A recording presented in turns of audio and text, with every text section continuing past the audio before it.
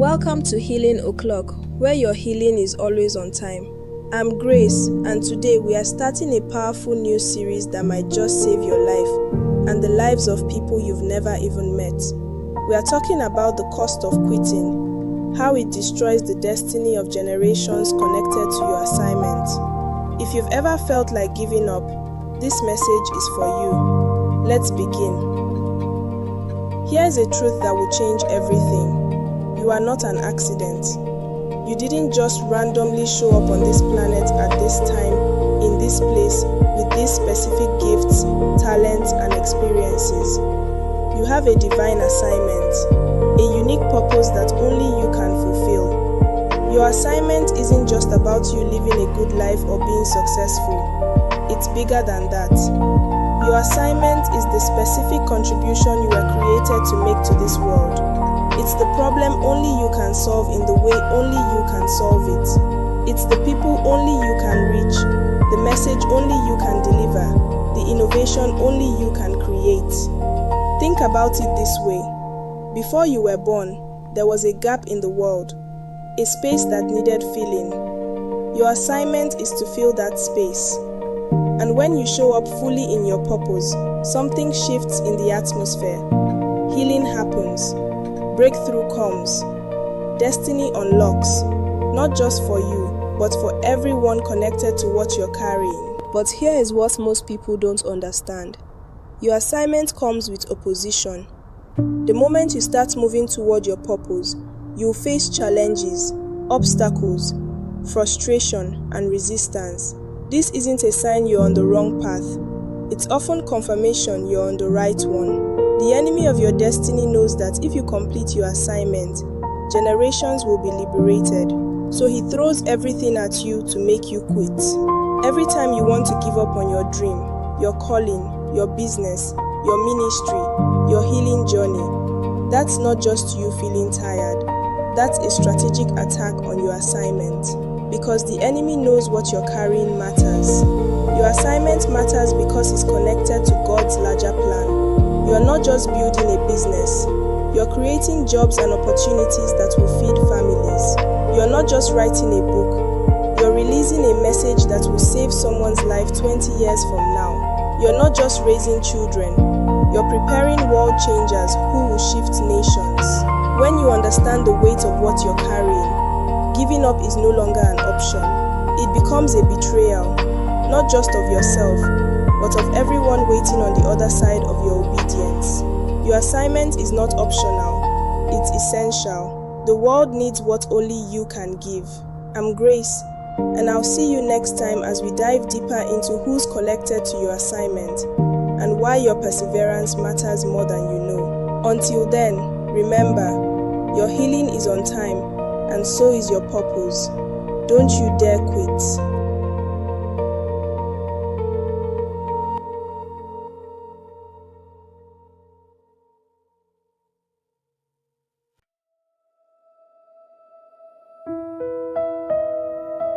Welcome back to Healing O'Clock. I'm Grace, and we are continuing our series on the cost of quitting. Last time, we established that you have a divine assignment that matters. Today, we're going deeper. We're talking about the invisible web of people connected to your purpose. This is where it gets both beautiful and sobering. Let's dive in.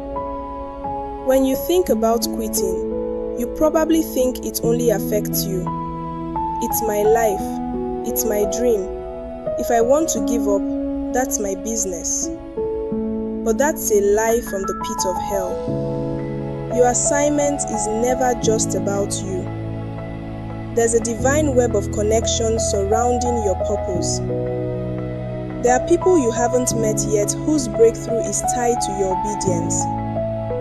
There are children not yet born who will need what you're building today. There are communities that will be transformed because you refuse to quit. Let me break down who's connected to your assignment. First, there are the people you will directly impact: the client, the congregation, the student, the readers, the audience, the customers. These are people who need exactly what you're carrying. They are praying for a solution you're supposed to create.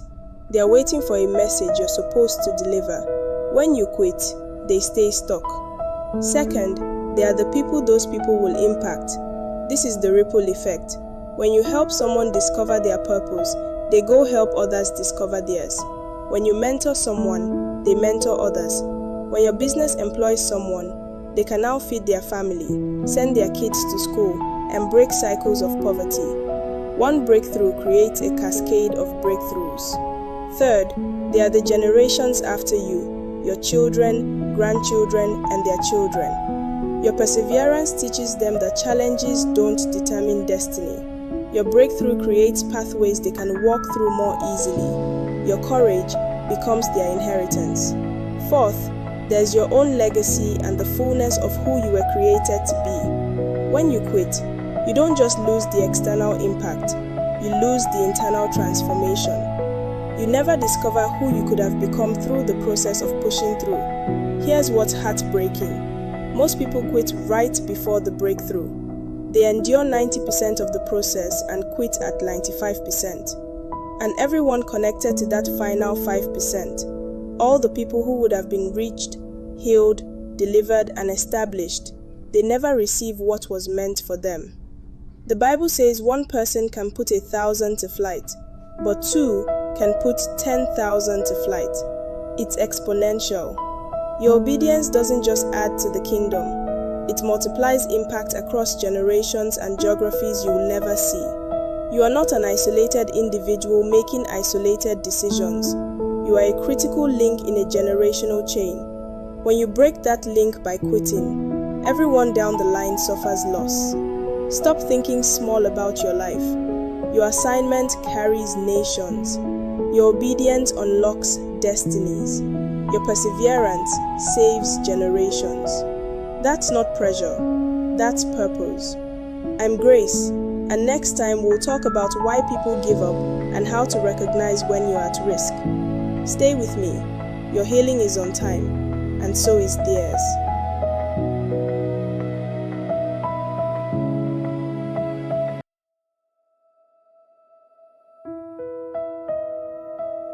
Welcome to Healing O'Clock. I'm Grace, and we're in part 3 of our series, The Cost of Quitting. We've established what your assignment is and who's connected to it. Today, we're going to talk about something crucial. Why do people give up? If we understand the roots of quitting, we can recognize the patterns and interrupt them before they destroy our destiny. Let's get into it. Giving up doesn't usually happen in one dramatic moment. It's a process, a slow erosion of hope, vision, and determination. Let me walk you through the common roots of quitting so you can recognize them in your own life. First, there's disappointment. You expected something to happen by now, and it hasn't. You thought the business would be thriving by year 2. You thought the healing would come faster. You thought the breakthrough would arrive on your timeline. When reality doesn't match expectations, disappointment sets in. And disappointment, when not processed, becomes discouragement. And discouragement left unchecked becomes despair. And despair whispers, "Just quit. It's not worth it." Second, there's exhaustion. You've been fighting for so long. You've been believing, working, praying, pushing, and you're tired. This is where the enemy loves to strike, when you're depleted. He doesn't fight you when you're strong. He waits until you're weak. Then he whispers, "You've done enough." Nobody would blame you for stopping now. Third, there's comparison. You look at other people's timelines and think something is wrong with yours. She got her breakthrough in 6 months. He built his empire in 2 years. Why is it taking you so long? But here's the truth. You're not running their race. Your assignment has a different timeline because it's a different assignment. Stop measuring your chapter 20 against someone else's chapter 50. Fourth, there's past failure. Maybe you tried before and it didn't work. Maybe you've quit on things before, and now you expect this to end the same way. Past failure creates a quitting pattern in your brain. Each time you give up, it becomes easier to give up the next time. You're literally training yourself in surrender. Fifth, there's isolation. When you're carrying something significant, the enemy will try to isolate you. He'll make you feel like you're the only one struggling, the only one facing this level of warfare. You stop sharing your challenges. You stop asking for help. You suffer in silence until the weight becomes unbearable. Finally, there's the absence of immediate results. We live in an instant gratification culture. We expect microwave miracles.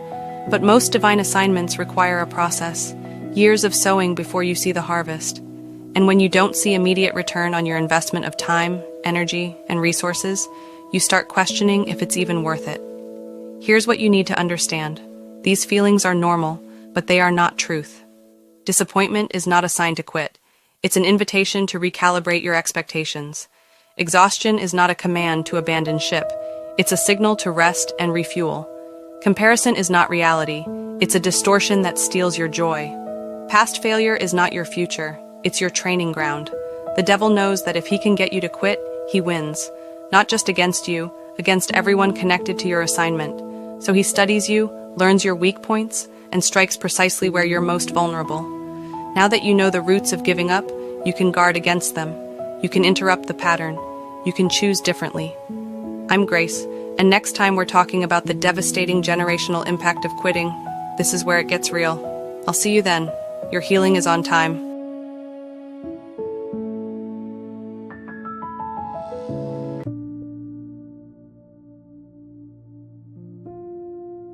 Welcome to Healing O'Clock, where your healing is always on time. I'm Grace, and we've reached a critical point in our series, The Cost of Quitting. Today's teaching might be the most important one yet. We're talking about the generational impact. What actually happens when you give up on your assignment? This is heavy, but it's necessary. Let's go there. When you quit on your assignment, here's what happens. You don't just lose your breakthrough. You trigger a domino effect that impacts generations of people who were supposed to be established through what you were carrying. Let me paint a picture for you. Imagine you're called to start a mentorship program for young women, but after 2 years of challenges, you give up. You think, well, I tried. It didn't work out. I'm done. But here's what you don't see. There was a 16-year-old girl who was supposed to join your program next year. Through your mentorship, she was going to discover her purpose, go to college, become a doctor, and open a clinic that serves underprivileged communities. Because you quit, she never gets mentored. She makes destructive choices, never discovers her potential, and that clinic never gets built. The thousands of people who would have received medical care, they never get served. But it doesn't stop there. That girl was supposed to have a daughter who would become a leader in government and change policies that affect millions. That daughter never gets raised with the foundation she needed because her mother never became who she was supposed to be. All because you quit in year 2. This is not exaggeration. This is how divine assignments work. They are interconnected.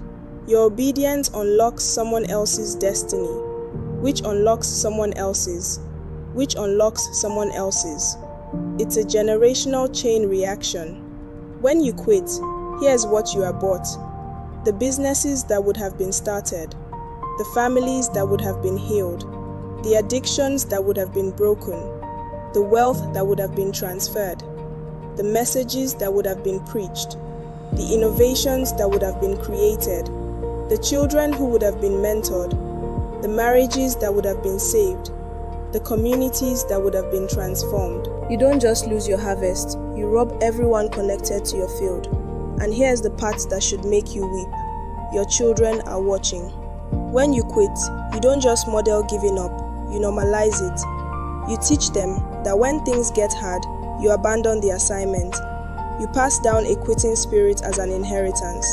They'll quit on their marriages, their dreams, their callings, and they'll think it's normal because that's what you did. But the reverse is also true. When you persevere, when you push through the pain, when you refuse to quit even when everything in you wants to, you break generational curses. You establish a legacy of endurance. Your children learn that hard doesn't mean impossible. They inherit your tenacity. The question you have to ask yourself is this: what do you want your life to count for? Do you want to be the person who broke the chain, or the person who continued it? Do you want to be the generation that gave up, or the generation that broke through? Every person who ever did anything significant faced the temptation to quit. Every single one. The difference between those who are remembered and those who are forgotten is simply this: they didn't quit. They endured. They finished. The cost of quitting is too high. The generational impact is too devastating. You can't afford to give up on what God has assigned to your hands. I'm Grace, and next time, our final part, we're talking about how to push through when everything in you wants to quit. Don't miss it. Your healing is on time, and your assignment is waiting.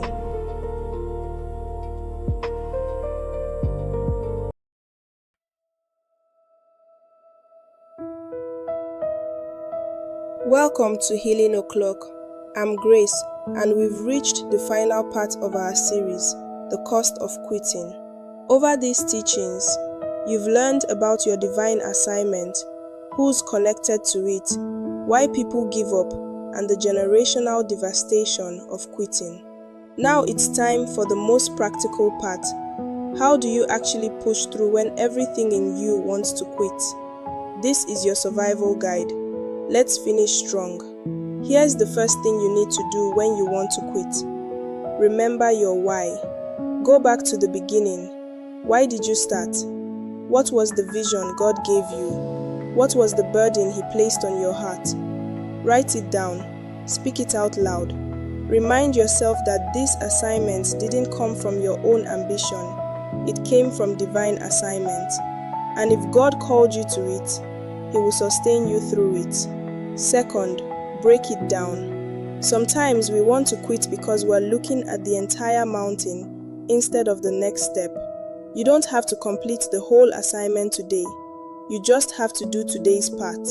Ask yourself, what's the one next thing I can do? Just do that. Then tomorrow, do the next one thing. Progress compounds. Don't despise small beginnings. Third, get in community.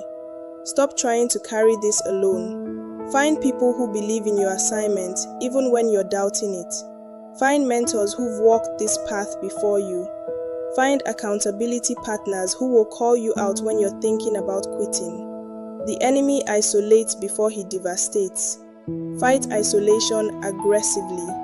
Fourth, rest strategically. Sometimes what feels like wanting to quit is actually just exhaustion. Your spirit is willing, but your body is depleted. Rest is not quitting. Rest is refueling. Take a Sabbath. Take a break. Step back temporarily so you can come back stronger. There's a difference between resting and quitting. One is strategic, the other is surrender.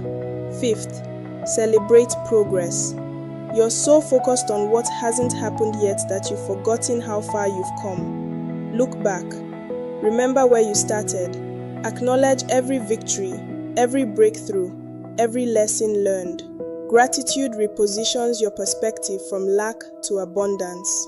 Sixth, remind yourself of the cost. When you want to quit, go back to part 4 of this series. Remember who's connected to your assignment. Remember what's at stake. This is bigger than your comfort. This is about generations. Let that weight become fuel, not burden. Seventh, speak life over yourself. Your words are creative power. Stop saying, I can't do this, and start declaring, God is doing this through me. Stop saying it's too hard and start saying, I am stronger than this challenge. Stop saying, maybe I should quit, and start saying, I will finish what God started in me. 8. Expect warfare. Stop being surprised when challenges come. Of course, there is opposition. You're carrying something that will shift atmospheres. The presence of warfare confirms the value of your assignment. Don't interpret warfare as a sign to quit. Interpret it as confirmation you're on the right path. 9th, get professional help if you need it. If you're battling depression, anxiety, or trauma that's making it hard to push forward, seek therapy or counseling. There is no shame in getting help. In fact, it's wisdom. Sometimes the quitting temptation is rooted in unhealed wounds that need professional attention. Finally, make a decision. Decide right now, today, in this moment, I will not quit. I don't care how hard it gets. I don't care how long it takes. I don't care who doubts me or what obstacles arise. I will complete my assignment. Not because I'm strong enough, but because the God who called me is faithful. He who began a good work in me will complete it. Let me leave you with this. The finish line is closer than you think. Most people quit right before the breakthrough. Don't be most people. Be the one who endured. Be the one who finished. Be the one who unlocked destiny for generations. You've received everything you need to push through. Now it's time to apply it. Your assignment is waiting. Your generations are waiting. Your destiny is waiting. I'm Grace, and thank you for joining me on this journey through Healing O'Clock. Remember, your healing is always on time, and so is your purpose. Don't quit. Finish strong. Be well, be whole, and be faithful to your assignment. Until next time.